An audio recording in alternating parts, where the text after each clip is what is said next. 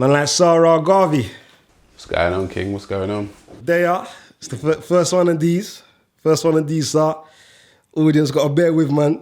We're gonna work it out as we're going along. You get me? All right, improvisation. It's cool. It's cool. It's cool. But yeah, this thing here is called Sincere and Specific, and the purpose of this show is that man get to come on here and express whatever it is about themselves they want the world to know.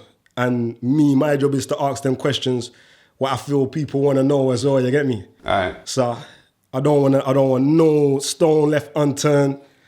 I want the man them and the girl them to know anything about this person, what man's asking. There shouldn't be no more, nothing else shouldn't be left to, I wonder if he's about this or I wonder if he's about that. You should have a clear understanding of this person who man's interviewing right now, you get me? Okay. And the purpose of that is so that, because I've been seeing too many people online talking about, this brother's about this, he's about that, I don't like him, car, this and that. And they don't even ask, man, what you're about. They're just telling you what you're about, prejudice, you get me? Right. And then from their misconceptions, they then go to make hatred fester inside of their heart. And then they want to do something extreme because all of this hatred's been festering inside their heart when these times they don't even know what you're about because they didn't ask you. So yeah, that's what this show's about. So we're gonna get into it real quick. That's all right. That's all right. I'm good, man. I'm here. Yeah, all right. So the first question I'm gonna ask is, in relation to Speaker's Corner and you coming up here, give me the brief history of how you even started coming Speaker's Corner in the first place. All right. So I'd have to say this was a journey. My journey took me there because I went on my own personal journey of research. I'd say, I started getting into what they would call consciousness and understanding myself about, 10 years ago. And so after my own study, my own books, reading not my own books, just learning more about myself and more about my people, more about my history. I kind of came to realize that religiously, I'd stopped affiliating myself with the Abrahamic religions. And Speaker's Corner, I used to watch videos of Speaker's Corner, and I used to be shouting at the TV screen. I used to shout "Nah, that doesn't make sense," and da-da-da-da. So I just, you know what? Let me take myself down there. So I took myself down there after knowing a little bit. I took myself down there and just got into debates randomly, and it's kind of built from there. I think I've been going about 3 years. Yeah. So what was like your first response? Your first impression of Speaker's Corner when you actually got there and you're witnessing it now after watching it on TV? What was you watching it on? Titans? No, just random YouTube videos. Yeah. This is back 3 years ago, so this is literally random YouTube clips, and me and Gary used to talk a lot. So I don't know if I went with him first or I can't. You know him from outside the park. Yeah, from outside the park. I've known Gary a while, so I don't even remember my first time down there. But my initial when I went down there initially, I was thinking to myself, this is very religious because it used to be. I remember it used to be political and stuff. I remember a guy called Ishmael Balgrove used to be down there, and he used to speak about a lot of political stuff. And I rate him still. Yeah, I like Ishmael, man. And but it got very religious, and so for me, I kind of looked at that as we're in close proximity to Edgware Road, which is a very Muslim area. So maybe that's why I kind of looked at it like that. So how did you feel about getting more religious? With me, I've got a very strong opinions on Abrahamic religions in general. So it was a battleground / playground for me because I feel like I know I studied Abrahamic religions for years. I studied them. I studied Judaism, Christianity and Islam, like studied them, not to study them to say I'm going to become a part of them, but studying the history of them, studying how they came about, their political systems within them. Like I studied it from that angle. So for me, it was like a playground and a battleground to kind of sharpen information. Yeah. So what was your interest in even learning that information in the first place? Do you know what, right? This has to be a spiritual experience for me, you know. This is my own personal ancestral, you know me and the ancestors already. This is me linking it to my ancestors, right? So my mum had some children, and I was the only child that didn't get baptized. So for whatever reason, right, the ancestors chose not to put that quote unquote holy water on my head. So even though I was raised in the church, even though I was raised there, something just didn't sit right with me. I'm not gonna lie to you, something in that whole environment just didn't seem right to me, bro. And like, to me, that was my ancestors speaking to me, but I weren't listening. I wasn't connected to them like that. I wasn't connected to the landmass. I wasn't connected to what they do.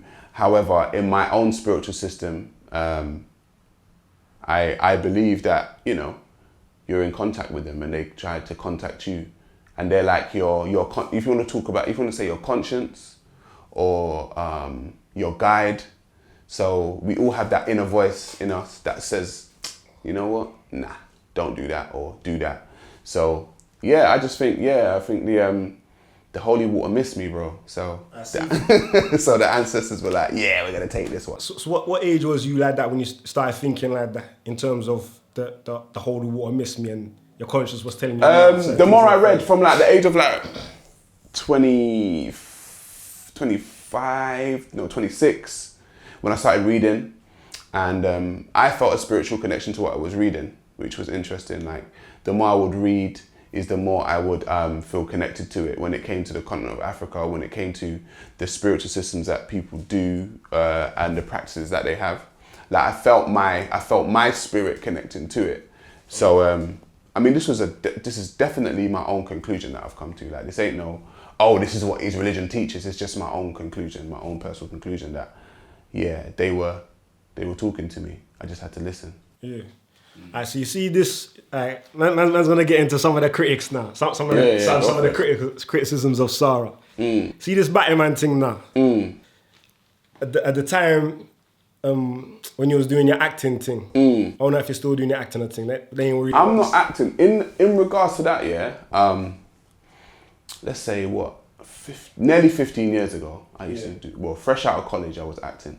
I was acting in college, as a matter of fact. I did performing arts in college. Sorry to cut you, but before you continue on, I just want to preface the question, innit? Go on. Like, in terms of, I want you to bear in mind, like, even myself and people that I know within my personal relationships with people, back then time there when man was a youth, man weren't conscious or nothing, but man still knew certain things man weren't to have no part of, you get me? Yeah. So in terms of the back, like, man grew up on bashment and that alone would have told man, boom, bye, in the Batman head, and man ain't to do no. I used to sing that song on a regular, bro. Man ain't to do no type of the Batman thing, and that was like the main. If you want to insult someone, you're in a cussing match or something. Man used to have cussing matches all the time. So you're a Batman. That's the main thing man saying. You're a Batman. What are you talking about?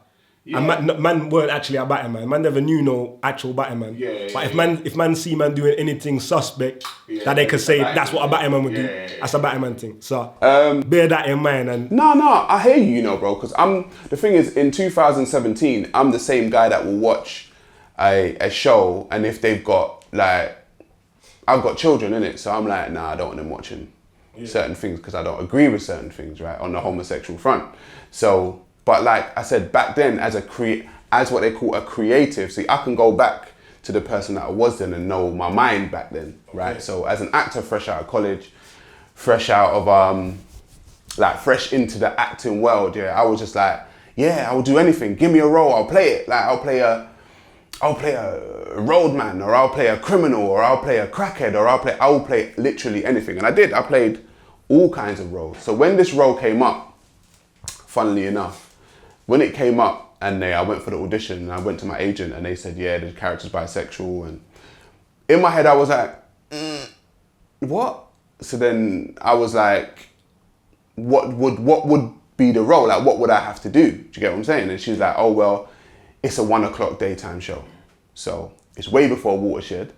And she was like, they can't do nothing with it. They have to like suggest that certain things are going on, and because they can't show, you know, 2 men going in the bed and doing all, it's not porn, do you know what I mean? It's like a soap opera. So I was like, how much are they paying? And that to me, I was 23, yeah? And when they told me their price, I was like, honestly speaking, like I would never have seen money like that at that age, right? So I was like, well, they can't do nothing with it. It's not that they can have me, you know, bending a man over a table and da-da-da. I was like, yeah, I'm a creative, let's do it. Like, I'll do anything. That's the mode I was in it.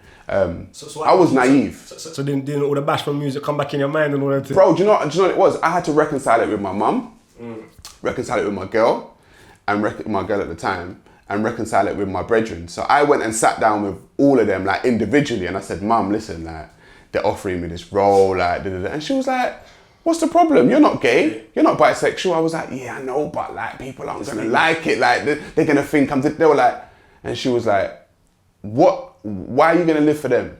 And I was like, all right, cool. This is what went back then. I went to my brethren. One of my brethren was like, nah, bro, bun that.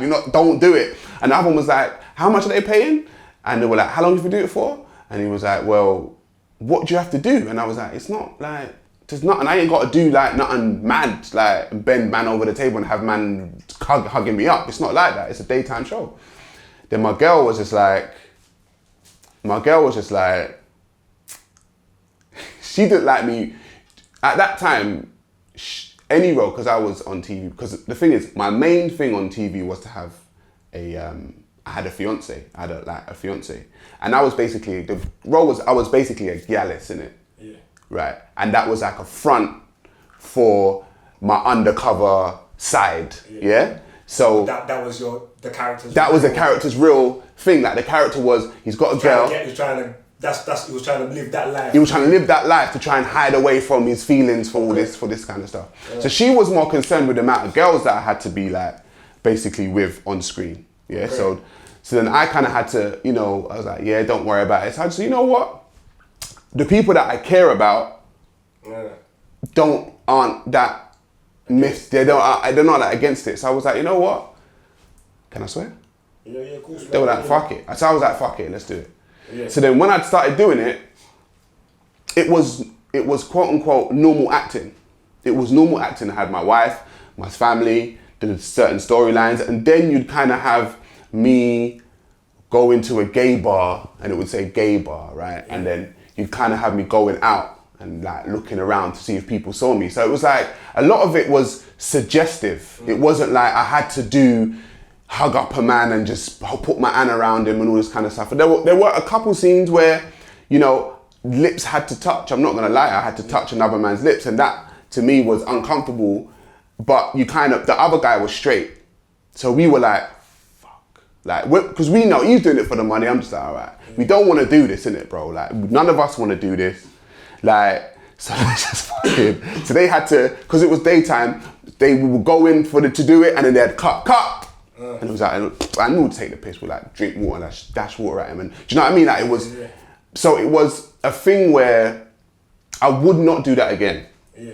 Because I know myself. No, I know myself now. But not only would you do it again, how do you, like, knowing that you've done it, like, do you feel ashamed from it, or? To tell the truth, yeah, it's so long ago, yeah. It's like, this is nearly 15 years ago, and which was funny. Yeah. Even that as well, that is being brought back up now. To me, it's funny that it's because I reconciled with it then. Yeah. Like, nearly 15 years ago, I got ripped, my brethren ripped me, my family ripped me. That's what I'm gonna say, ain't on the front. Even now, I said to Kai, if me and you used to have an argument, fam, and we start cussing each other, I'm drawing for that straight. Ain't gonna front. I'm drawing for that, fam. You can't tell me nothing. You're back, man. Wait till I kiss the man. You can't tell me nothing. You know, man, have to use whatever tools is in man's belt. And that's what I'm saying. That's what my mentality was. In school, man used to diss, man. Like, me and my brothers used to just diss each other, tell each other about their mum. Anything we can find, a little chink in the armor, we're going for that, for the juggler. Yeah, but that only works if it offends. Yeah, Do you see what I'm saying? Because back then, I would have been like, shut up! But I'm saying this is nearly 15 years ago. So I reconciled it. But then it's funny that people have, I said at the height of the show, there were 1.5 million people watching. Okay. So 1.5 million people knew me as that character, yeah? Like, and so now people are saying, oh yeah, you played a bisexual. I'm like, yeah, like, that's a long time ago. I said, back then, Jesus was my Lord and Savior. Okay. Back then, bro. Like, so I know that I've changed as a person. So it's like, if you spoke to SaRa back nearly 15 years ago, I would have told you, yeah, I'm Jesus guy. Now, you already know me now. Like, Jesus is the furthest thing from my psyche right now. But it's just like, you go through like transitions in your life. And to me, it's just a part of my life that I did. I may not necessarily be proud of it, but I can't change it. No, it's just something I can't change, bro. But I would advise, because any black male getting into the entertainment industry, see, what I learned from it firsthand, you see. So I saw that there's an agenda to effeminize black men. I can see, the more research I've done now, I know, but I didn't know then. Do you get me? I was just like, oh yeah, I'm just gonna do the role. And da, da, da. I didn't know there was an agenda. And being in the industry, I actually saw the agenda. So we say now you got the type of mentality where you're thinking not just in terms of how things affect me, you're thinking more of how they affect other people, the community. Yeah. Because I wasn't thinking, listen, I was so non-community minded back then. I didn't care about, I wasn't really on like, yeah, I care about black people. Da, da, da. I was like, I was just a naive 23-year-old, bro. I'm not gonna lie to you. Like, whatever you told me, I'll probably believe if it was centered around the church, because my family were heavily influenced by Seventh-day Adventist Christianity. Like, I was just, bro, I'm not gonna lie to you. I look at myself back then, and I kind of laugh at the man that thought he knew, or the young boy, let's say, the young man that thought he knew everything. Because me now, at 36 years old, I know that was me, but it's like, I'm nothing like that person no more. Do you know what I mean? So it's a transition. Going on to the next topic now. I think we beat that was done. Kemet. In the park, I hear enough man screaming, you're a Kemet, or I'm Kemet.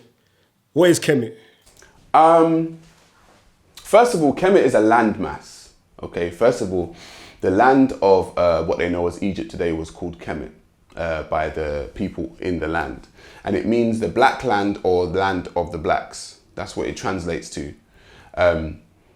So the whole of the Nile Valley, there were different names for different parts. Some of it was called Tameri, some was called Tarseti. There were different parts of that whole landmass that were called different things. Sorry, Kemet is a name that people have used now to affiliate themselves with a lot of African spiritual systems. So, quote unquote, you could be a Kemet, like people will call me someone who's into Kemet, right? However, my spiritual system isn't just from Kemet. Okay. I have spiritual systems because a lot of African spiritual systems are similar.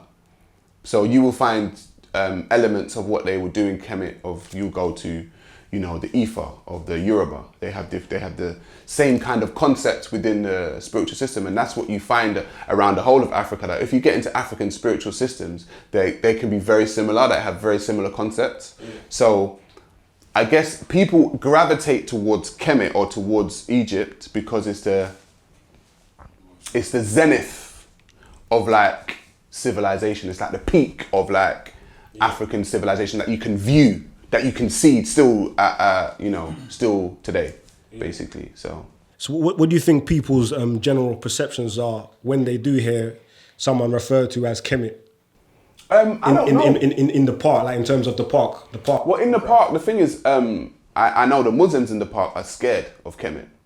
I would say that they're scared of it because the fact that you want to attack it, like the way you attack it, for me shows fear. People say I attack Islam, but I critique Islam. I critique the Prophet of Islam, and I'll critique the writings of Islam. People may see that as an attack. However, the only reason why I'm critiquing that, or I'm critiquing Christianity, is because it's the difference between African spiritual systems and Abrahamic spiritual systems, and not even just African ones, you can go to Hinduism and Sikhism or whatever.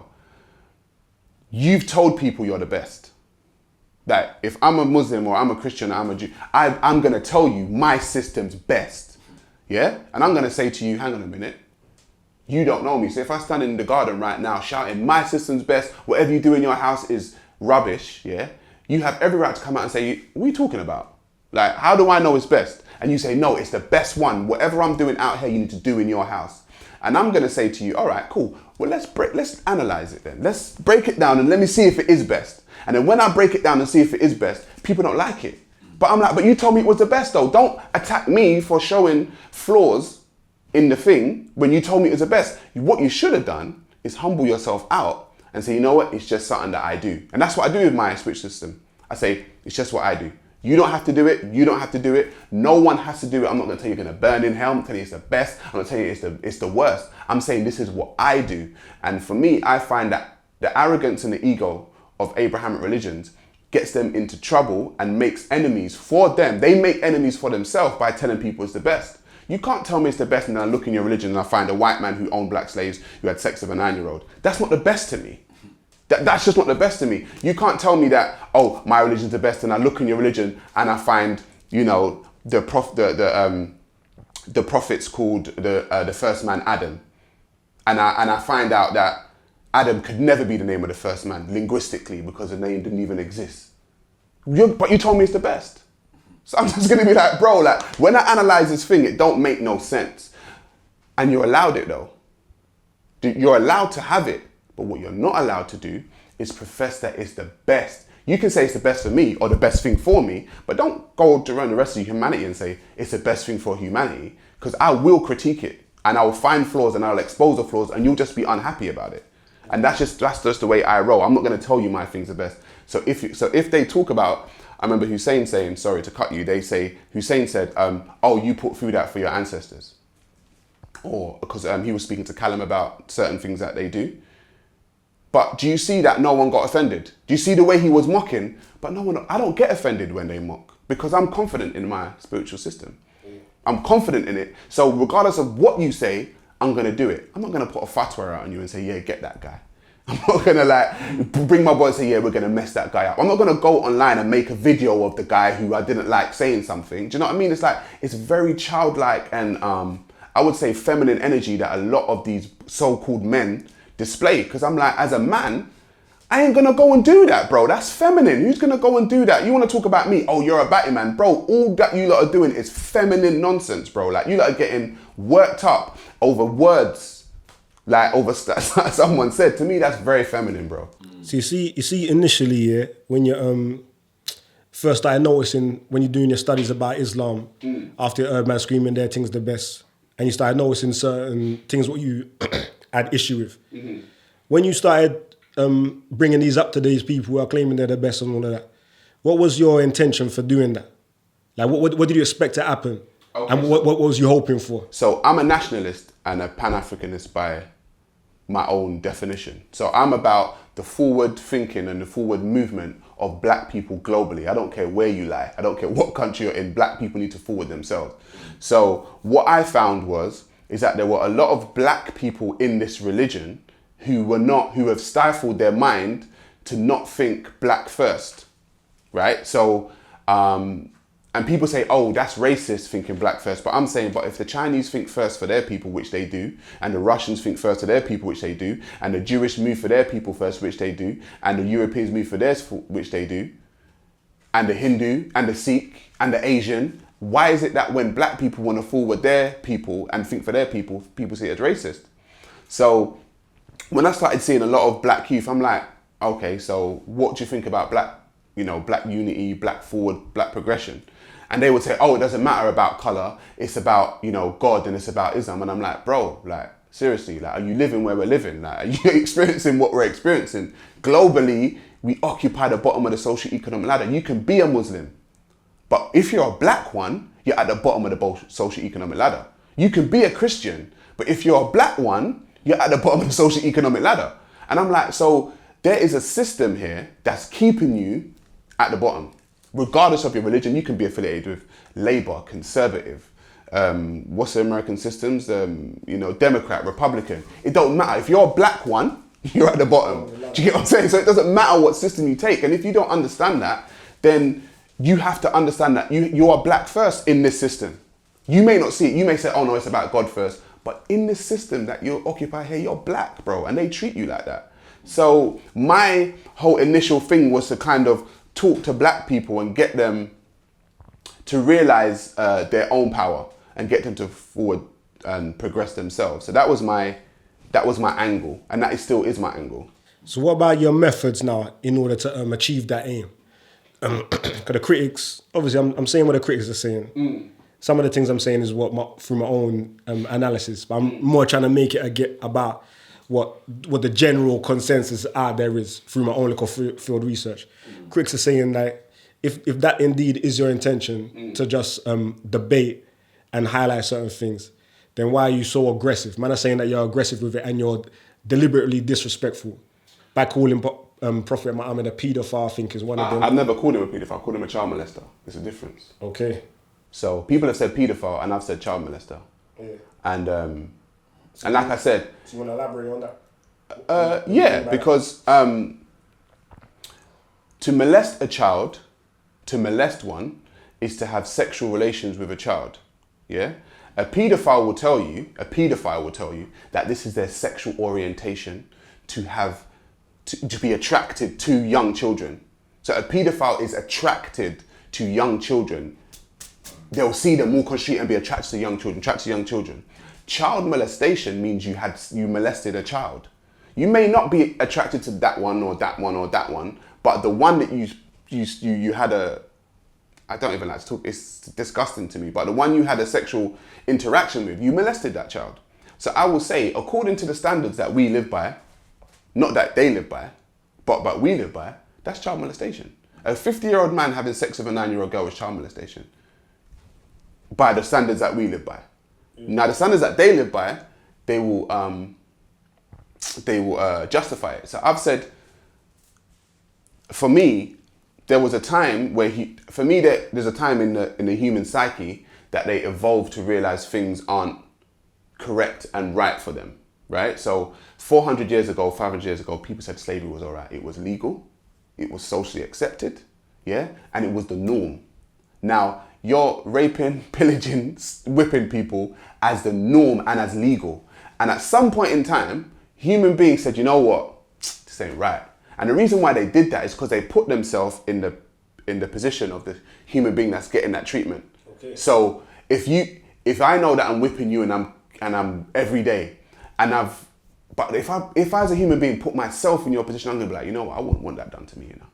That's inhumane because I would not want that. So then people start to say, you know what, these people are human. Yeah, they're not animals, they're human, you can't treat them like this. And people started saying, you know what, it's correct. Let's do away with that. It's a moral question, not a legal question. All things are legal, but are they morally right? Would you want it done to you? Do you get what I'm saying? So when I put myself, and I've said, when it comes to child molestation and that particular incident with Muhammad and Aisha, the 50-year-old, no one has put themselves in the position of a 9-year-old. No one. They've always justified it from the man's point of view. So no woman is putting themselves as a 9-year-old in that position saying, what must it be like for a grown man to enter a room to want to have sex with me and I'm only 9 years old? Do you get what I'm saying? And when you ask that question, then you'll start the moral cogs will start ticking your head and say, you know what? It's wrong. You can't do that to a 9-year-old child. They're not ready for it psychologically, physically, their body's not ready for it. But because they have this thing, because their prophet did it, then it was right. And I'm saying that's because, and I feel like as a side note, I feel like women in Islam are doing a disservice to it if they don't speak up about it. Because it's the women that are gonna be like, how does it feel as a woman? As a 9-year-old girl to have a man do that? Why are women not speaking up about this stuff? Because for me, that means you must be silenced. Because in this society here, the women will speak. They will tell you, no, they have the NSPCC to protect children. Why? Because children came to them and said, you know, so-and-so did this to me and it hurt and da-da-da-da-da. So listen to the child. No one's listening to a 9-year-old, bro, and how it feels, which is why they still justify it. So have you tried to have the debates, like you just saying in the park? Yeah, I've said no one. The response is to dismiss what I've said. Sorry, bro. To dismiss what I've said, and just talk about what it was like back then. They say no, but back then it was this, and back then it was okay. And I'm like, back then it was okay for slavery too, though. Do you know what I mean? Back then it was okay. I'm not saying you didn't think it was okay, but we also one time thought slavery was okay. But we got smart and realized we can't treat another human being like that. So that's the kind of wall that I hit when I speak about that. I'm saying that now as well. You see, the type of mind, cause I've been thinking about that as well. Still, a 50-year-old man or 56 and a 9-year-old girl, and automatically when someone tries to present that as that's what's happened and it's cool, automatically I reject that, innit? Like automatically, without even considering it. But then I try to, cause like me and you was talking earlier, man, I'm a chess player, innit? So I try to see where is the thinking coming from that would make a man like try and justify that, or what angle could they find to even try and justify it? So I start thinking to myself, how could they? I start thinking critically, innit? And follow steps of how they can justify it. Me myself, I ain't been able to find none still. I haven't been able to find one. But what it makes me do is notice that the Muslims that do defend it must have to go through some type of critical thinking process as well themselves. No, they go through mental illness. I'm telling you, it's a mental illness. When you have something that's presented in front of you, if I present a fact in front of you, and you dismiss it, you got mental illness. You have found a way to hop around the fact, to use mental acrobatics, if I tell you the color red is the color red and we know it as a red, and you've gone away to try and come up with a way as to justify this color being blue, then there's something wrong with you. And I've said, when you speak about this issue, there is all manner of mental acrobatics. And I said, all you need to do is simple. The simplest answer is the best one. Go to how the 9-year-old feels when they're being molested. Just ask them, because you can ask 9-year-olds today, how did it feel when I was confused and I didn't know what was going on, and I've got a 10-year-old girl. I said, that's what made me so passionate. I've got a 10-year-old girl. She's not thinking about that kind of stuff. She's actually not thinking about sex like that. She might have heard the word and they say sex. That's nasty. Do you know what I mean? Like they have that kind of mentality about sex. And someone tried to justify it with, 9-year-olds knowing, and I'm just saying, on my wedding night, on your wedding night, if you lot get married, when I'm with my woman, I want to know that I'm allowed. We're gonna while out because it's that night, innit? It's that night we just got married, we committed. And I'm thinking, what is on his mind on that wedding night and what is on her mind on that wedding night are two different things, bro. But he's now brought that 9-year-old into his world and what he's thinking, and she has no idea about it. She has no idea about the world that he's got in his head that he wants to do to her. She's got no idea. So as an adult, he's an adult and she's a child, she's just gonna have to go along with what the adult's doing, who's now a husband. So I can't justify it. Yeah. I can't justify it. All right, cool, man. You see, me even arranging this interview and doing it through studying my comment section on my page and that. And I was laughing already. You know what time it is? Yo, but my harshest critics, I can imagine them already. They already think man's anti-Islam, man's racist, I'm a Kemet. I don't know what Kemet. I just asked you what Kemet is. I didn't know what man means when they say that. But to have you on this, like man are scared that I'm gonna turn into Titans 2.0. Yo, I see bare things, fam. And I always defend when I say that's my brothers, rare. They're my brothers in kind, innit? But not necessarily in philosophy. Of course. Man's own individual when it comes to thinking, innit? Man find my own path. I'm just trying to seek knowledge and truth, innit? But I'm not gonna shy away just because a man's accusing me of being something. I'm not gonna stop doing what they see me doing as wrong, because that's what they're gonna label me as. And I always debate whenever I see them, I always engage them, the so-called trolls. At first they used to come with, you're a nigger this and black racist and rare. And I didn't even block them till the first time I blocked them. And it was on both sides as well. I blocked man from, like it was made pictures of you and coming man's thing and started talking bare trash. And I blocked man, there's certain man calling themselves Ali Dawar and Adnan Rashid, and they got next mad faces. I blocked both of them at first. But then I was debating with myself, especially when that incident happened where you and Gary was debating, who is it? Sabir, is it? Shabor. I think Shabor. That don't sound right, man. That was Sunday. You man was debating. His name. I know who you're talking about. You man was debating someone. Yeah. And Ali Dawah come and put a stop to it. Yes. And just started talking about it was bare. I think it was bare prejudice. His line was every dog that barks. Every dog that barks. Every dog that barks. I knew what you meant. Still, he meant Winston Churchill. He's got a line where it says, "If you stop and throw a stone at every dog that if you're on your journey and you stop to throw a stone at every dog that barks, then you won't ever reach your destination." Right, okay. You hear me? And then, but the person who was telling that to said that Prophet Muhammad debated with the worst of people. So even that in itself kind of had me away like, rah. So Ali Dawah was quoting Churchill, and my man's quoting Muhammad as an example. You hear me? That kind of tickled me. I was like, rah. So man's to follow the Prophet Muhammad's example, then you get me? But anyway, as like, man's saying all that to say this. So man's being battling with the censorship thing with myself, and I then allowed them to, I unblocked everybody and allowed them to talk and the nigger talk and rare, and I just try and engage them and try and find out what's the real issue underlying all of the outrage. You get me? So I want to know what is what have you noticed as your critics' worst complaint about you? What do you feel what the most consistent or what resonates with you that they keep on saying about you? What do you feel it is? Do you know what? I don't know if it's one thing.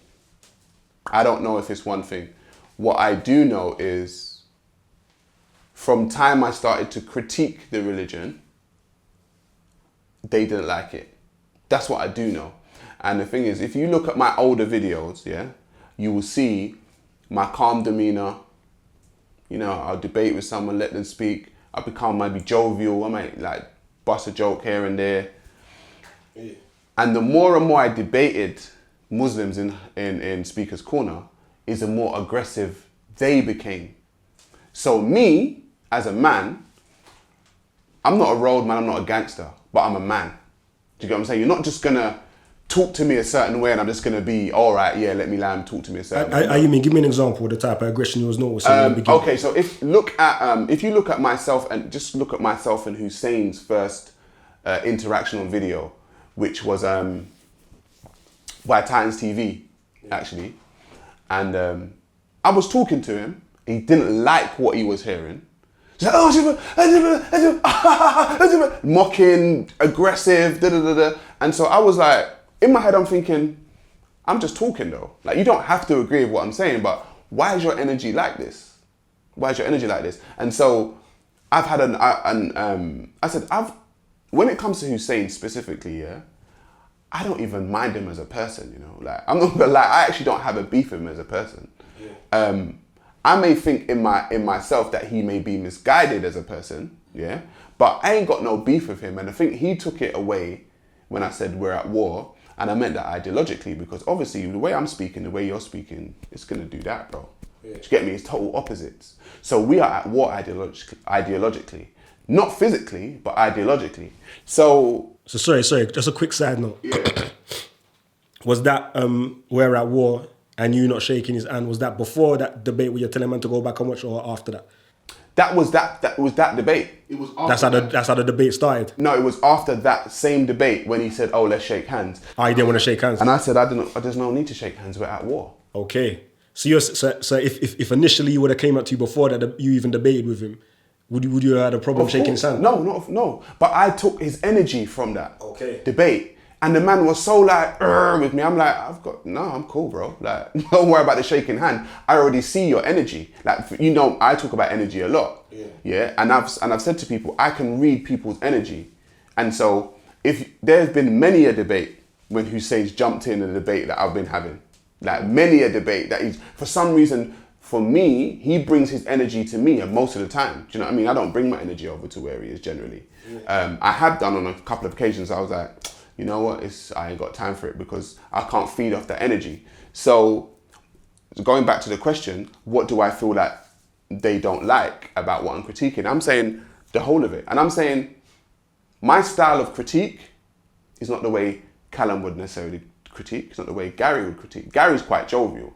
He's quite jokey when he critiques stuff.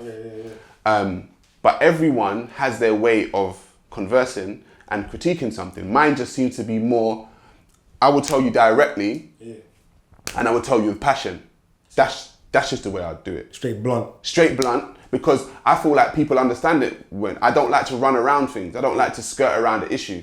If I feel like, like I said, if I feel like someone's molesting someone, I'm going to say it. I'm not going to skirt around the issue because of your feelings, because I'm thinking about the child that's being molested. I'm not thinking about you. You know what I mean? If you tell me that your thing is the best, and then I show you, hang on, that don't make no sense. I'm not thinking about your feelings. You should have thought about that before you came to tell people it was the best. That's the way I think. Because I'm not going to tell anyone that I'm the best, because I can't prove that. Just like sorry, to go on side note, the whole ancestors communication thing, I can't prove it. We know what a belief is. And the thing is, when I tell people what a belief is, which is an acceptance of something that is true, especially with one without any proof, that's the definition of belief. So I accept it as being true, though I don't have any proof for it, because it's a personal experience that I have. I'm not going to tell you that you should have it. I'm not going to tell you that you can do it. I'm just going to say, this is what I have. And that even bugs them out. Do you know what I mean? Like, I've told you that this is my thing. I'm not pushing it on you. I'm not saying you should have it. But that bugs them out, bro. They go mad. Oh, but you speak to your ancestors. You're stupid. You speak to the jinn and you speak to shaitan. And I'm like, bro, why are you bugging out? I'm not even hurting you with this statement. I'm talking about my stuff, not your stuff now. I'm talking about my stuff, and it's not even hurting you, but you still feel the need to get so angst and angry about it. And so, I don't know, man. It doesn't take much. When you say you speak to your ancestors, communicating. Yeah, you communicate to your ancestors. What do you want to go for? What's your ancestors? What is it? I see. The thing is, your nan, your the people from slavery days, the people from Egypt, the people from what? Because I think that's what they're trying to get at. It could be. It could be anyone, because not to get too personal, but it's a meditation. It's a state of meditation, and my states of meditation are very personal to me. So whoever I communicate during my meditation is for me, and I would say it's a private conversation, right? And so if I have a private conversation with somebody and I don't feel the need to reveal it, it seems that a lot of people start bugging out. It's like they want to know. And I'm like, the reason why you want to know is because you exist in a religion that wants to tell everyone everything, right? You want to tell everyone about the world. And I've always said to people, there are secret societies for a reason. And the reason why there are secret societies is because the most secret and beloved and treasured thing to you, you're not going to share with everyone, bro. You're just not. The thing that you treasure the most, you're going to try and keep it to yourself, or keep it to people at least that you trust with it. Do you get what I'm saying? Like, people treasure their car. Not going to let everyone drive their car though. Do you get me? They're going, yeah, my brother can drive it, but that's it. No one else. Do you get me? Because it's mine. Do you know what I mean? So the most loved and treasured things, which to me is my spiritual system sometimes, and the way I communicate, is treasured to me. I'm not going to share it with everyone. And the thing is, I don't need to. I don't feel the need to, and you don't need to know, and they don't need to know. But I'm not hurting no one. Do you get me? Like, I'm out here trying to progress people. Do you like? I can put that to the side. I don't even have to speak about ancestry. That's just communication. Yeah, but I mean, like, obviously it's your private conversation you're having with whoever. But is it someone you know? You actually know them? Is it someone your no family, or it's no? It's distant. It's very distant. So how do you actually know that it's your family members that you're talking to? Like, because I said, because I believe it. Okay. So you don't actually know, you believe. That this is what I'm trying to say. Yeah. If I tell you I know it, you're going to tell me how. How do you know? And I'll be like, well, it's my personal experience. Right. right? Because that's all you can put it down to is your personal experience. Because I said to people, how do you know God exists? They'll be like, I know. And then when I break it down, they don't know. They believe God exists. It's the same thing with my thing. I can tell you my experience. I cannot prove to you that it is what I say it is, because you would have to have it yourself. If me and you were both meditating and we both come out of the meditation state and we both for the exact same thing, then me and you both experience the same thing and we can roll with that. But if you have a meditation and I have a meditation experience and you see something totally different than me, then it's going to be like, how do you know you saw that? Like, what was it? No, you were supposed to see that, or are you sure you saw that? But you know your own experience though. Do you get what I'm saying? Like, you know what you saw or what you felt in that moment. And that is what people call God or spirit. For me, they have an experience, a personal one. And a group of people can still have that personal experience, but they can't come out of that experience to prove it. I'm not gonna lie to you, I cannot come out of my personal experience that I will tell you that I believe I had and prove it to you. It's just not possible. Just like it's not possible to prove God. It's not possible, it's what you believe in. Do you get me? It's what you feel like you can do the maths up until a point and then you gotta take a leap and say it's because it was God. Do you get what I'm saying? Like, you can do the maths of 1 + 1 to a point and then, but we gotta get to 52. How we have to leap there. And in between that leap is what you call faith. Anything goes, bro. Do you get me? So yeah, that's true. Alright. In regards to all of the recent dramas that's been happening and even the past ones, what do you feel is the cause of all of that? Like the actual almost physical altercations. The last one was what was the last one? Who was it? I think it might have been.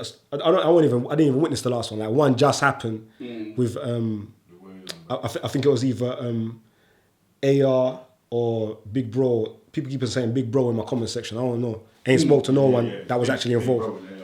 Yeah. But not just that. Like, all of them. There's been like, altercations keep on happening, innit? So I can only talk from my personal experience. Yeah. So personally, I've been threatened, physically threatened, on say 3 occasions now. Yeah, at Speaker's Corner. One was the one that was documented on your channel with Mohammed from Guidance Avenue. He admitted, he said he was going to lash out at me. Yeah, that's when he physically threatened me. So before that, before that, I'd never been physically threatened. Did you threaten anybody yourself? I'd never threatened anybody. I said, you lot see my debates. I don't have to threaten people. My words are threatening enough. I don't have to say, yeah, I'm going to do this to you, I'm going to do that to you. I don't have to. So you're saying that whole drama there, he initiated it, like, in terms of the physical threats? Yes, I did not physically threaten that guy first. I did not physically threaten him. He said he was going to do something to me, lash out at me, physically lash out at me, and had to be calmed down by his Muslim brethren who was there, right? The date, and again, he said there were 4, 5, 6 cameras that were filming. Those are his words, not mine, yeah? To show, and I remember it being filmed because I was part of the thing. And I said, the reason why he got angry is because I call people dirty fucking Muslims. That's what he said. Now, and I've said to him before, you've got 4, 5, 6 pieces of evidence to show that. And the way Muslims feel about me at Speaker's Corner right now, that footage would have been out a long time. We know that. Do you get me? That they would have had another SaRa exposed video, yeah, like long time ago, yeah. So we know if we use our brain whether the man's lying or not, yeah. I will call him a liar because I know that I didn't say it. Do you know what I'm saying? I will call him a liar because I know I didn't say it. So when that happened, about 2 weeks later, I went up to him and I said, bro, I don't take physical threats of physical violence lightly in it. So you don't need to be doing that no more. Yeah, because we don't want it to go somewhere where it doesn't have to go. Let's leave it like that. Yeah? That was it. Squashed for maybe about 2 months. There was nothing. It was radio silence. He would see me. Is that how you said it? Like, that's just how you just said it now? Yeah, no, I confronted him. I confronted him and said, listen, when it comes to talking to me a certain way, I'm not going to take it. Don't think you can physically threaten me and that's it. Yeah, because I told you, I'm not a role man, I'm not a gangster, but I'm a man. You don't just threaten another man, bro. Do you know what I mean? I'm going to defend myself. So I said to him, listen, you don't do that. Yeah, and I'm not down with that kind of talk. So let's keep it about the information and let's keep it moving. So For 2 months, that was it. In my head, it was squashed. For 2 months, radio silence. I didn't see him, he didn't see me, or we saw each other walk past one another. That was it. And then I wasn't there for a couple weeks, and Callum and Gabs told me that he was talking mad reckless, like, yeah, tell SaRa this and tell SaRa that. Tell him I told you to tell him. Bad man talk to me, like bad man talk. And I was surprised. I was like, but hang on a minute. I thought we didn't even have an issue no more. Like, he said he threatened to do something. I told him stop. That was it. So when he's coming on this bad man talk, I was like, all right, cool, let me go and see him. Because for me, I don't send for no one if I don't think they can. Only an idiot, I'm saying, only an idiot, I'm going to say, tell so-and-so he's a this and he's a that and a that, all bad man talk. And if he comes to see me and say, what did you say?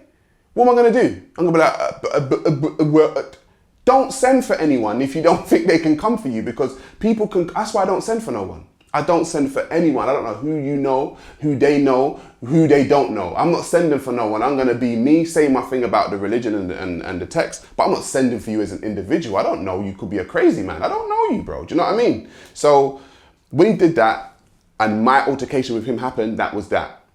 During that 2 month period though, that me and him didn't have something, Muhammad Hijab, yeah? I'm talking, and I've said there's witnesses, there's Ali Dawa, Muhammad Hijab, Ahmed, the Somalian guy, and Callum, yeah? I'm talking, you know Ahmed, me and Ahmed like talking already. So I'm talking to Ahmed, Callum's there, I'm talking to Ahmed. From the corner of my eye, I see Ali Dawa and Muhammad Hijab walking towards me, yeah? So I think nothing of it, I'm talking to Ahmed. Muhammad Hijab's got a drink in his hand, it's got a lid on it. He sees me, doesn't say anything, and he goes like that to throw the drink in my face. So, and I didn't flinch. And but the lid's on though. The lid's on. So I looked at him, I'm like, what are you doing? And he's like, oh, I thought that was funny.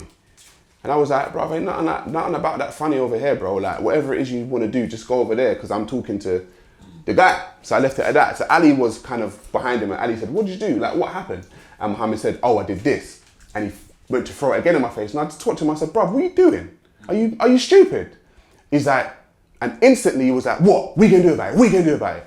So Muhammad Hijab. Hijab, bro. Always talking mad peaceful and... Hijab, yeah? If you don't believe me, ask him. Yeah, I told you people, I ain't got no need to lie, bro. I'm telling you. The one thing I do or do not do is lie. So ask him. Ask Ali Dawa, ask Callum, ask Ahmed. So when I said, what do you mean? I said to him, you're not over here to speak, innit? You're over here to incite something, innit? Because the way you're going on is like, you want something, he's like, yeah, I am. And I was like, so I stepped back and I was like, listen, bro, let me tell you something, yeah? Like, and this is my exact words, said, listen, I'm not trying to spend the night in a police cell tonight for no stupidness. I said, I've got a family to go home to, and I'm sure you got a family to go home to. I said, so really and truly, it's either we go home to our families or we spend the night in a police cell for stupidness. His exact words were, you ain't gonna spend the night in a police cell, you spend the night in hospital. You talking about Muhammad Hijab? Hijab. I've asked you every time if I'm Bukar. Hijab. He said, and I'm telling you, there were witnesses. Callum was there, Ahmed was there, and Ali Dawa was there. So I said, what? So I stepped back like, all right, so, okay, I guess we're swinging. So then Ali grabbed him and was like, no, Muhammad, calm down, stop, took him away. So I'm like, rah. Ali comes back over and Ali says to me, oh, do you know what? I want to apologize for. I said, listen, let me tell you something. You cannot apologize for another man. So don't come over here apologizing for another man. If he's sorry, yeah, for what he done, he needs to come and apologize. And really and truly, I'm not accepting no apologies right now because I don't trust none of you. Do you get what I'm saying? So he's like, oh no, but the reason why we were upset is because we heard you speaking to this Muslim, we heard you were speaking to a Muslim sister about something. I said, speaking to who? I said, speaking to who about what? Who? Well, who is it? What are you talking about? Yeah, but you were speaking. I said, listen, let me tell you something. Just you go over there with your brethren, yeah? Because I ain't got time for you. I said, so I don't know what you guys' intentions is right now. I ain't got time. And that was the end of that. And then the third time was a few weeks ago with that tall light-skinned guy, the tall young boy, but he's kind of big. And he was on rah-rah that day. He was on like, his energy was angst that day. So I must have had my umbrella over my head. People were speaking. He came over to me. And he come over to me and the first thing he said was, you're right, Stephen. So I know, due to the trolling comment section, that people like to call me by the name Stephen. Yeah. So instantly I'm thinking, that could be one of the trolls, you know. That's what I'm thinking instantly, because I'm like, people don't call me Stephen, sort of. And then he's like, so I must have put my umbrella down because I saw his energy, like I felt his energy. He'd come over with another guy. And I was like, yeah, I'm all right. And we kind of locked eyes for a little while. And he was like, what's your problem, big man? What's your problem? And I was like, in my head, I'm thinking, raw, okay, so we're going here again. Do you know what I mean? I'm thinking, all right, cool. So I step back and I'm just watching him, and he's like, oh, you're an idiot, you know, you're an idiot. Da, da, da. And people started holding him back and da, da, da. And I'm just like, What you say? He came over and provoked you.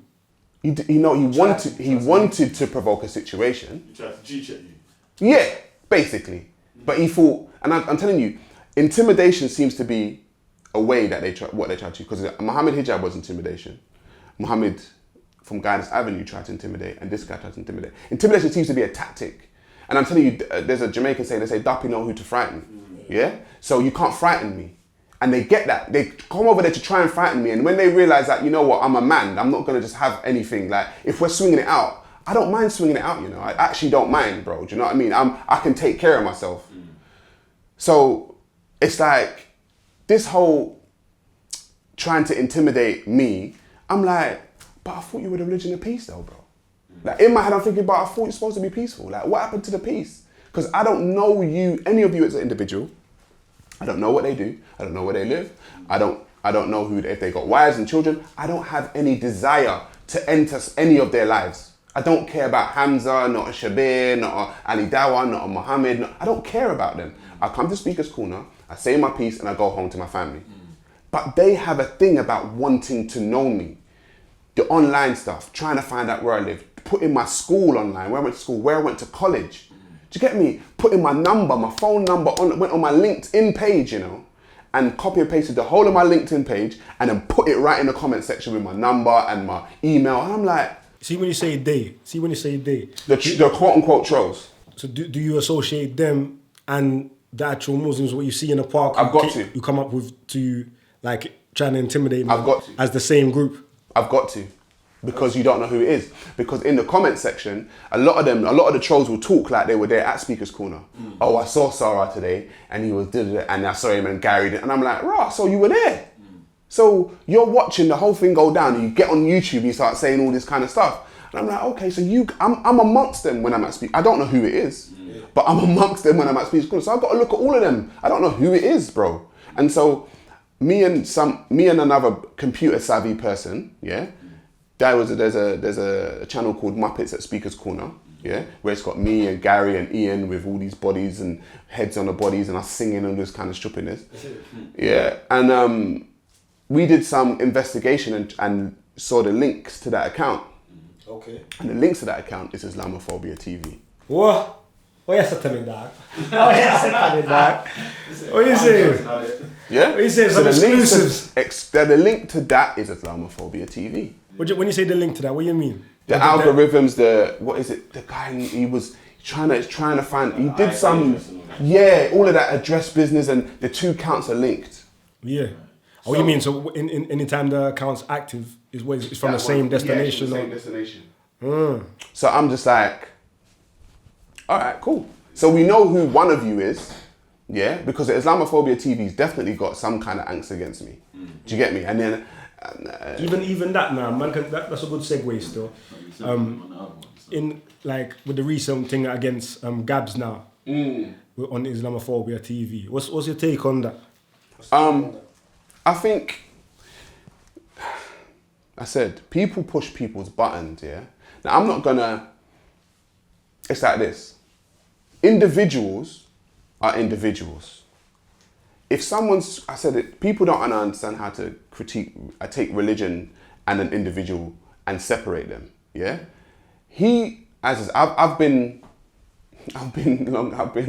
privileged enough to know this Islamophobia TV guy, and he's what I would call a little chihuahua, barks a lot, says he's always saying something. He's always got a camera in your face. He's very like. Jiggy, and he's always like, oh, but you, and he's like, he's always shouting, and it's like a little chihuahua, like barking all the time. So I don't know what happened between him and Gabs, yeah? But I know Gabs, and if you know, I've seen the videos of Gabs, You've seen him calm. So I don't know what happened up to that point where Gabs had to stick it on him like that, right? I don't know what happened, but something must have happened because Gabs just don't stick it on people like that, right? He just don't do that, yeah? But the thing is with, like I said, the thing is with me and Gabs, we're two different people. So if Gabs said he's gonna do something to the man, then maybe he's gonna do it. But I'm not gonna tell, I will tell you the individual, let's do it. Like I said to Mohammed, I said, come, let's go car park, let's do it. Like there's nothing, I don't care anymore, let's do this thing. When Gab said that to him, I don't know, you know what, I need to give you lot behind the scenes footage. I think with the Gabs thing was, Gabs was checking him on the, right, you're filming me on your camera phone. If you make any funky videos of me, I'm gonna come in. Because he knew that has been after the time that he'd already made the video of me, yeah? So let me give you lot an exclusive now. That footage was not supposed to come out. I got you lot know, innit? You weren't supposed to come out because the agreement. Now the man put the footage out anyway. Yeah? So there's behind the scenes rumblings that we don't know about with them people. Yeah, there's behind the scenes where people are pulling rank, doing what the hell they want to do. Yeah? And so him as an individual, he seems like a rogue. You get me? Like he just goes rogue and does what he wants to do. Now, after the Mohammed Hijab situation, he didn't address me, I didn't address him. Yeah. I got a call from Callum on Mohammed Hijab and Ali Dow want to talk, So talk about what? Mohammed Hijab says, or their camp is saying, me and Mohammed Hijab should have a charity boxing match against one another. So I said, charity boxing match? To raise money for whose charity? Yeah, it's going to be good. They said it would benefit. I said, do you think I want to put money in these people's pocket? Are you mad? So then, to them to have money from something that I done to go and give to whatever charity that day. I said, no, don't be stupid. I ain't got time for to be having no charity boxes to put money in their pocket. Nah, bro, I'm for the progression of black people, bro. I'm not trying to progress your thing. When was this proposal made? This proposal is probably about a month ago. Okay. Probably about a month ago that proposal was made. And I'm just like, for me, that's another control tactic. These people are very controlling. They want to control every situation to benefit them. They're very controlling. Even in debate, if you're going off, because to me they've got a script when they debate, and they don't go off it. So me, I go off script all the time. I freestyle. I freestyle, and they always want to try and bring you back to the script. And if they can't get back to the script, they don't know what to do. So they always try to control the situation. Like you saw when me and Mohammed Hijab had our conversation with Ali Dawa, he kept on putting his hands on my shoulders. Kept on putting his hands on my shoulders. He said, so where was that? Where was that? That's on Titans TV. And I had to tell him, listen, stop touching me, bro. Like, why are you touching me? But he's just to control. He wants to put his hand on my shoulders when he's speaking. I'm like, that's a control tactic. So now that same guy who's got control issues is kind of phoned me up, say, oh, he wants to. I said, bro, you can't control me, you know. I said to people, I'm like Kim Jong-un. North Korea, bro, don't talk to me, I won't talk to you, I'm gonna do what I'm gonna do. Like, there's no negotiation with anyone, I'm just gonna do what I'm going to do. If I come to talk to you, then so be it. But I've got nothing to say to anybody. I've got nothing to say to anybody. That's just the way I roll. So, obviously the video come out on my channel, on the, of the peace initiative between... Hussein and Gabs. Yeah, but not between them, involving them. Them man was trying to make peace amongst all parties that's been going through altercations, innit? I see you come up in the comments with the With the face. Yeah. So yeah, explain your initial feelings when you just see the title, or how you ever found out about the video and its message, and when you actually watched the video, what you was feeling back from that. On my end, I feel like Gabs doesn't want altercations. I don't think anyone really wants altercations, like physical altercations there. I don't think even Muslims or Kemits, as they like to say, want altercations between them. Not everyone wants to be cool and go home to their family and live life and enjoy. However, I don't think what was said in the video on Hussein's part, he says, about mocking, and he feels that people mock their religion and they won't mock Kemet and all this kind of stuff. There were people in the park that told me, after that video, they were still mocking the Kemet. They were still mocking Kemet spiritual systems. So to me, it's like, well, you're either going to stand by your word or not. Do you get what I'm saying? Like, when you say they were, you mean? Well, I know. Well, someone said, and see, this is hearsay now. Okay. Do you get what I'm saying? Someone in the comment section said, well, they heard Hussein still mocking Kemet. Now, whether or not you want to go by what they say or not, I don't know who that person is, because they said they were in the park that day and they saw the video.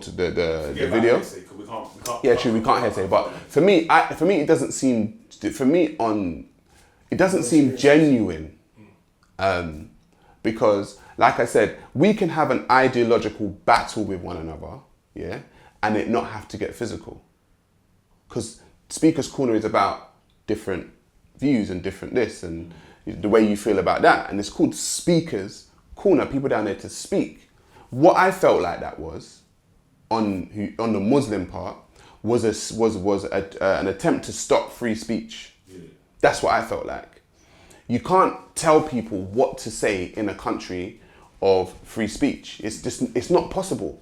Like, the guy called Gary a monkey a couple of weeks ago.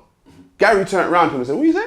And then he's like, that's free speech, bro. Like, do you get what I'm saying? The man called the next black man a monkey in the park. That's actual free speech. Gary didn't clap him, though that deserved a clap. Do you get what I'm saying? That deserved a big one, but he didn't. So, exactly. So that's why when it came to it, they came to talk about what was said and the guy still lied. So for me, that exercise about, oh, we won't mock, you won't mock, don't mock, like I said, I don't have to mock anything that hasn't said it's the best. If you told me that this is just you, this is what you do, you mean you got no problem, bro. If you're in there telling people it's the best, it's the best, it's the best, it's the best, and here's why, I'm gonna be like, all right, cool, let's analyze the thing. If you don't like people analyzing the thing, to go elsewhere and just do it amongst your people or your crowd where you're comfortable and you're not gonna get critiqued, and you'll be all right. Like, everything will be cool. But you don't do that. You come out into a free thought arena like Speaker's Corner, like where people got free thoughts, and you're gonna be like, yeah, this is why our thing is the best.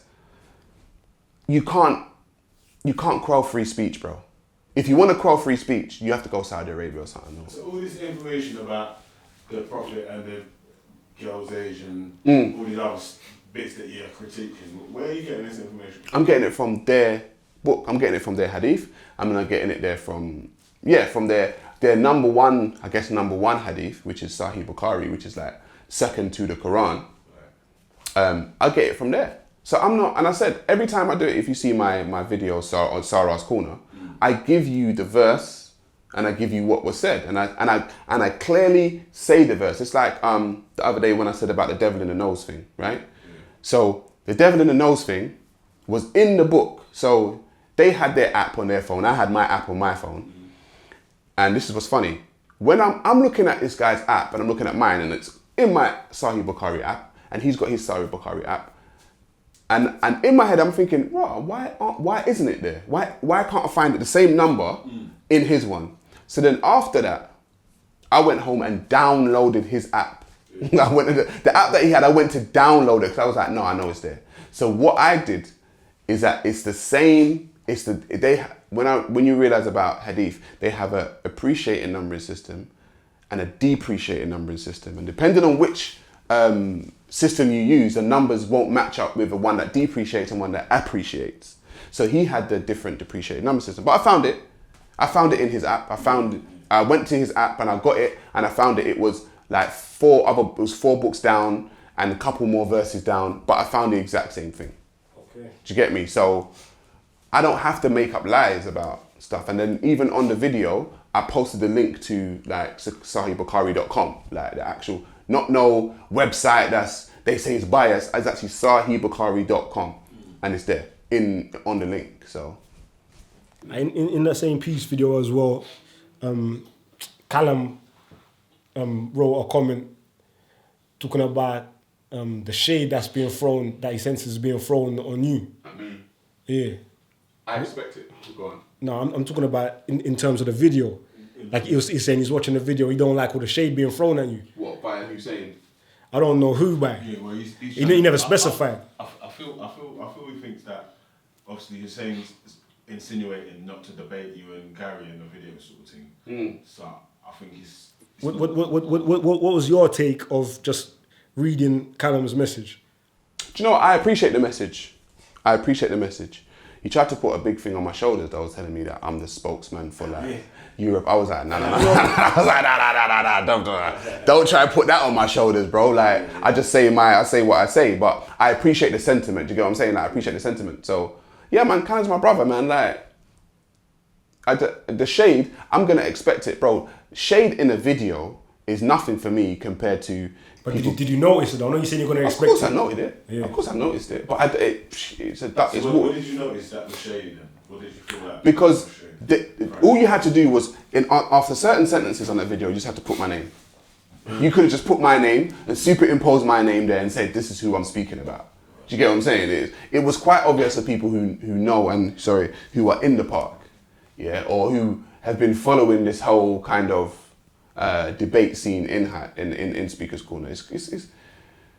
But like I said, bro, I expect it. Do you know what I mean? Like it doesn't make me lose sleep at night. Like I said, the amount of altercations me and Hussein have had, yeah, and the amount of shade that's been thrown from my side to his side, all now I have not thought to myself, let me go and dig up his life and find his life and put his head on a homosexual man. And do you know what I'm like? It doesn't matter how much shade you throw at me, I don't care.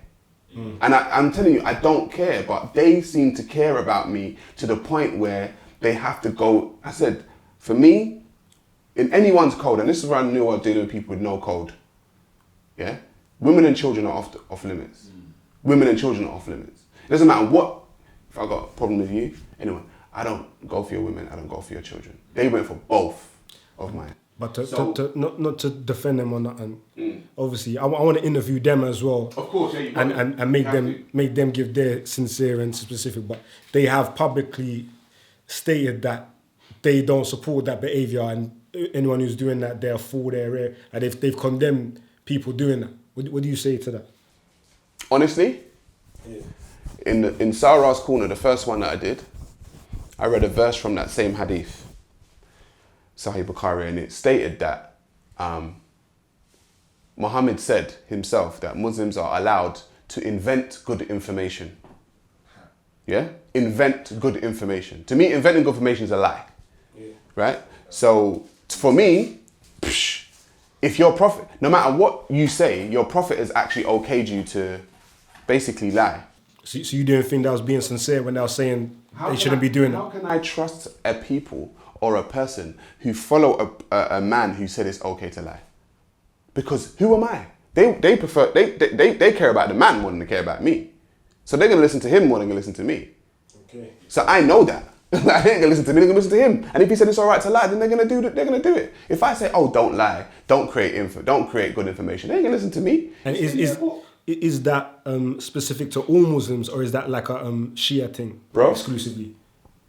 No, that's in Sahih Bukhari. So that's a Muslim. That's what the Prophet said from his own mouth. Yeah, whether you're Shia about this taqiyya, is it taqiyya? I'm not talking about taqiyya. What is that? That's something different than what you're talking about. Yeah, they say taqiyya is what the Shias use. And what is that? What is taqiyya? And which is able to lie in defense of your religion or something along those lines. I could be paraphrasing. Isn't that the same thing?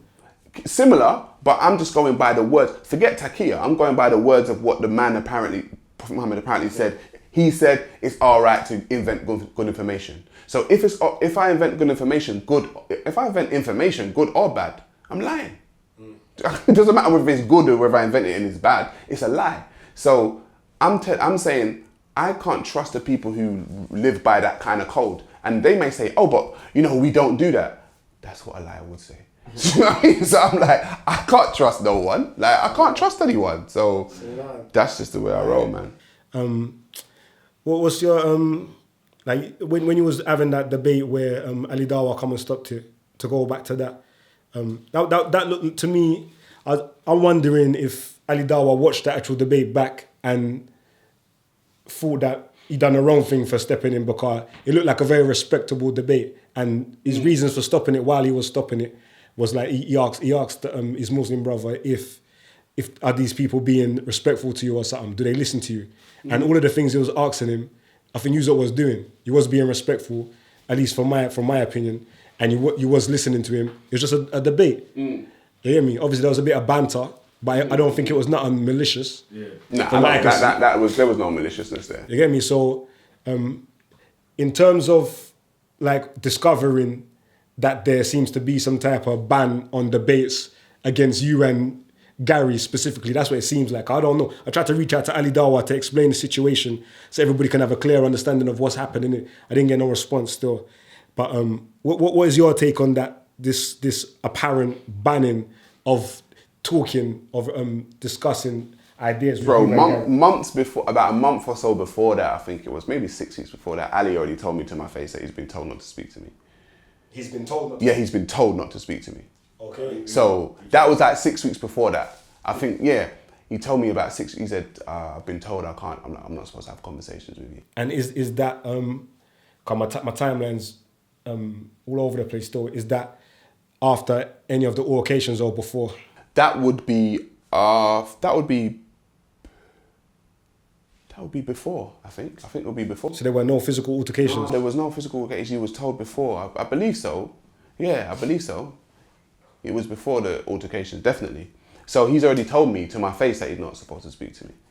However, I mean, actually, as a matter of fact, there's a video.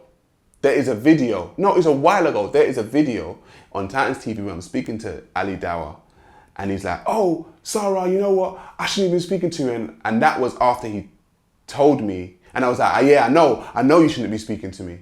I can't remember what the video was, because I said, he's actually said it. Ali Dawa was quite like open when you speak to him. And he said to me, you know, I've been told I shouldn't speak to you. So I'm like, all right, cool. What do I think of the ban? I think it was expected, which is why what happens now, people that in the comment section they say, oh, SaRa, you only want to debate with low-level Muslims and Muslims that aren't learned and because you won't debate a scholar. And I'm like, bro, I've debated Shabir, I debated Hamza, I debated Muhammad Hijab. Your best guys at Speaker's Corner, they no longer come to me. They no longer come to me. So, and you've witnessed it at Speaker's Corner, people have my name in their mouth even when I'm not there. They come up to me to speak to me. People think I'm seeking people out. Like even Ahmed, the Somali guy, he seeks me out, you know.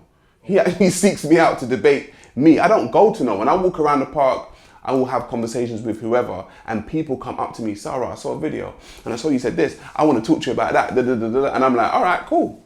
And then as soon as I start, yeah, Ahmed's all right.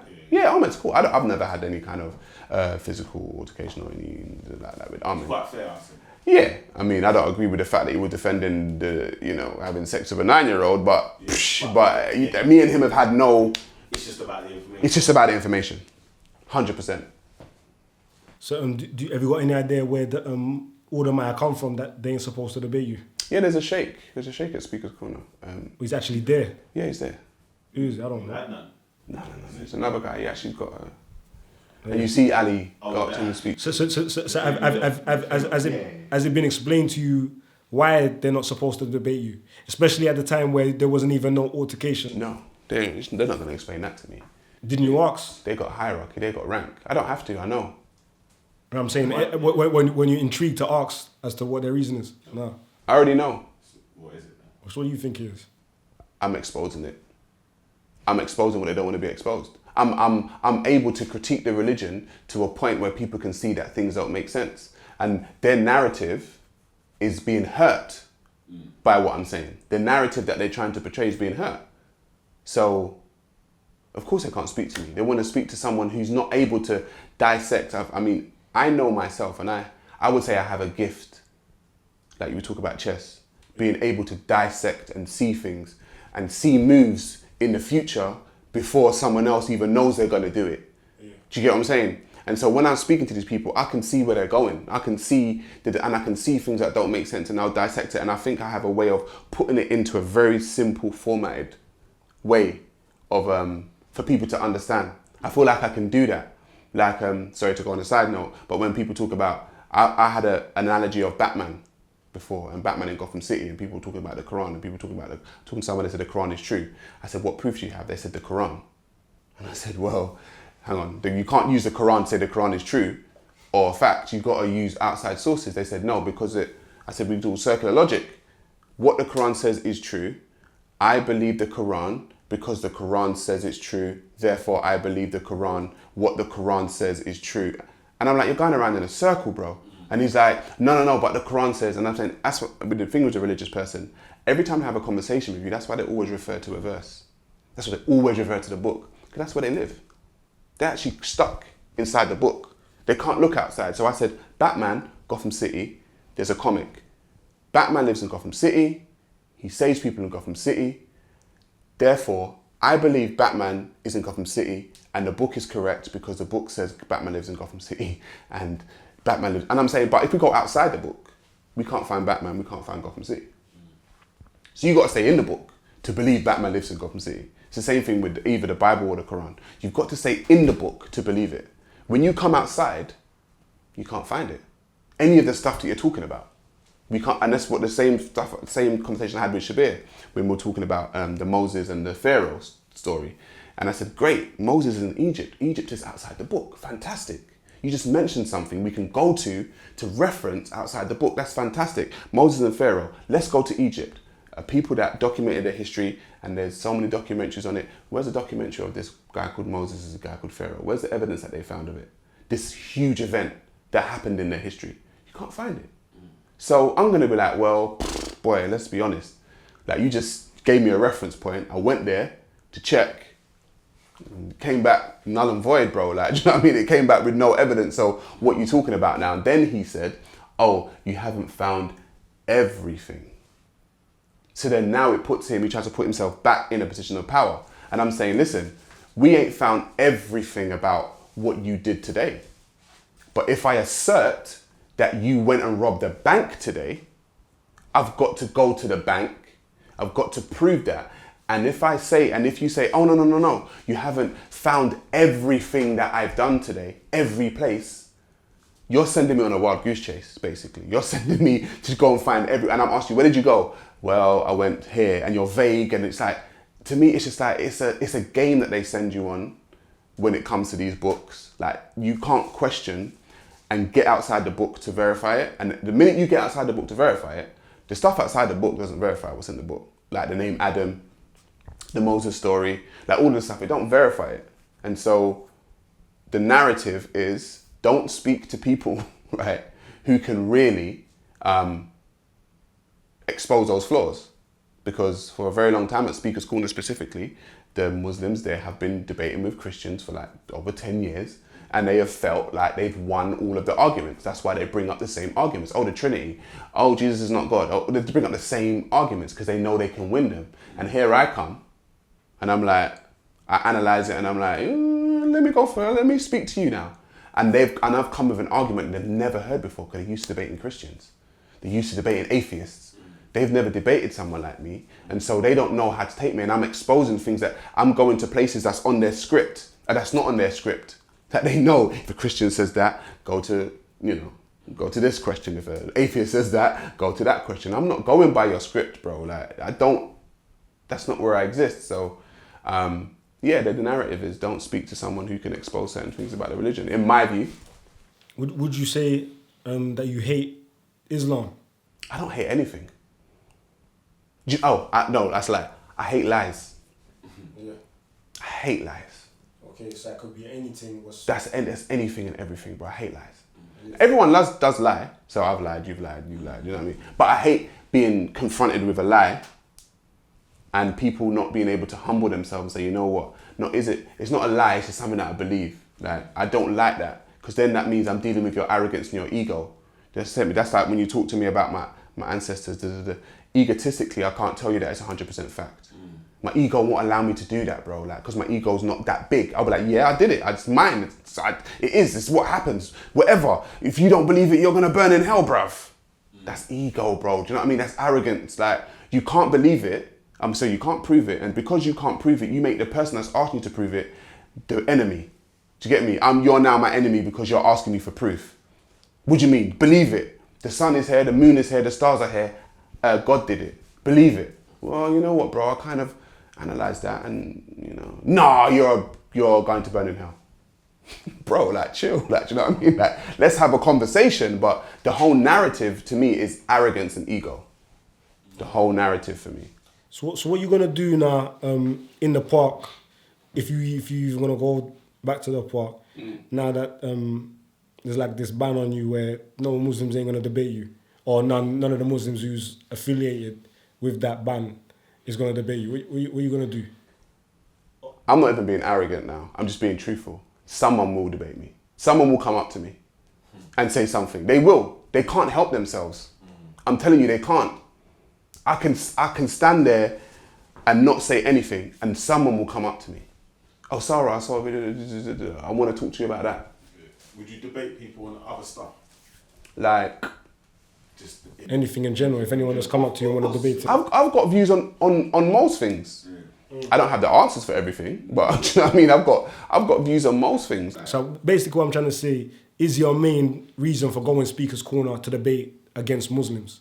No. Muslims, as you know, Muslims make up about 80% of Speaker's Corner.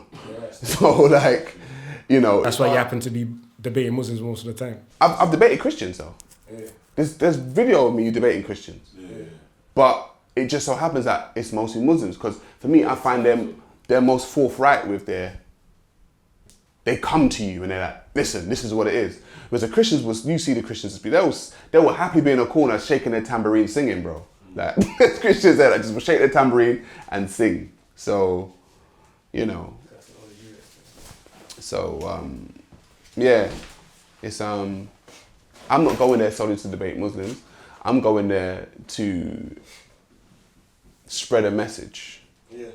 I'm going there to spread a message, and my message is that of unity between all black people, whether you're Christian, Muslim, Democrat, Republican. You have to forward your people first, and we seem to sit at the bottom of the socio-economic ladder and not realise that we need to get ourselves up off it.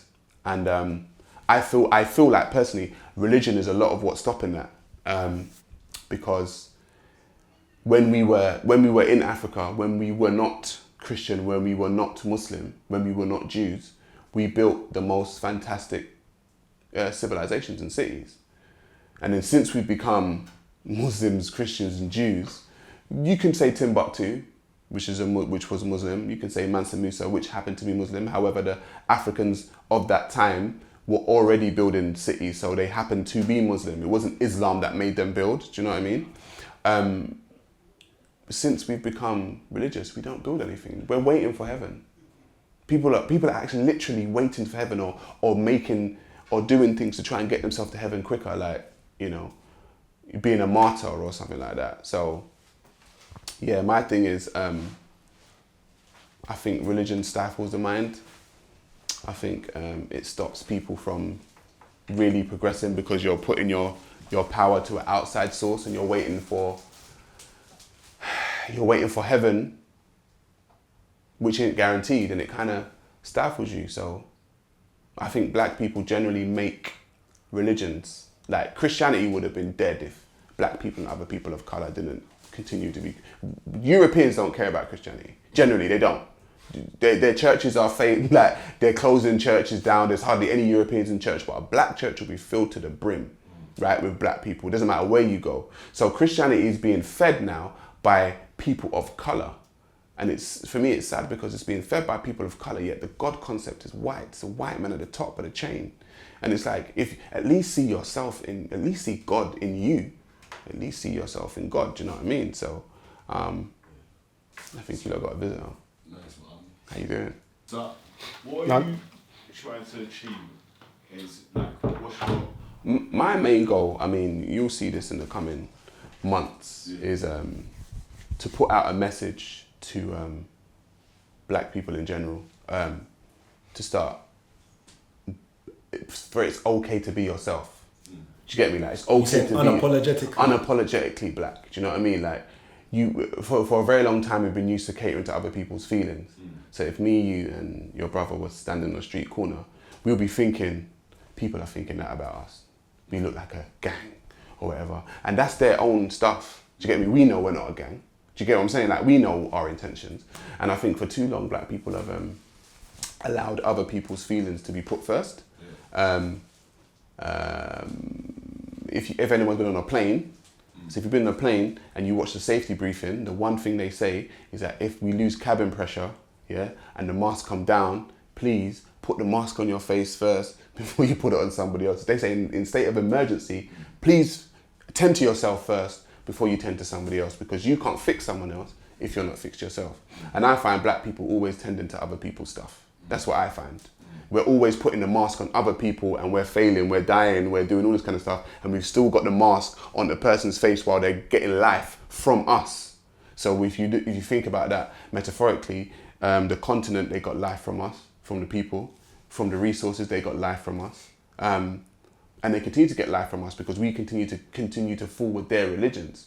I've noticed that the most, Dr. John Henrik Clarke said it, black people will out-pope the Pope and they will out-Muhammad when they get into a religion. It's like they want to be the best at it. They want to be the best worshipper. And it's like, that's because of our spirit. We've always been connected to spirit. And but I feel like you can also enslave your spirit to something that is not going to benefit you. And I do feel like a lot of black people are spiritually enslaved by a lot of these religions, because when we had our stuff, we were doing a lot of stuff. What do you think you could do to make the, like, what are you trying to aim for? What could you do to start make this an organisation, the unity sort of an actual organisation, an actual body of people who can come together, young, old, to share ideas and find out how to progress forward. Because Americans have like the Black Caucus, they have like black think tanks over there. Over here, because we're so few, we don't have things like that. Do you get what I'm saying? We don't. And it's time for people with bright minds to kind of come together and attempt to start something. And I feel like that is what I can do. So do you think, would you like to include people that have sort of lost their way? Of course. Onto the mic. Of course. Sort of lost their way in, like, you'd say, they're hard shukooning, or they're sort of, I don't know, they're just... What are you saying for coons? What are you saying for coons? I'm going for the coons and Uncle Tom's. Are they included in man's plan of self-definition and excellence and all them things there? Or they getting offed? With anything, there's like Haiti. With anything, there's a vetting process, though, right? Like China. You know, China got rid of all the coons, right? Yeah. There's a vetting process with anything, though. Yeah. And I think anyone would just be silly to just let any and everybody in their organisation or in their house. Let's just say it's your house. You don't let any and everyone in your house. You have to know who's coming in your house. Do you know what I mean? You say that, but you're right. And even when they are vetting processes, you're the COINTELPRO. COINTELPRO. I'll go on for the Asian provocateurs as well.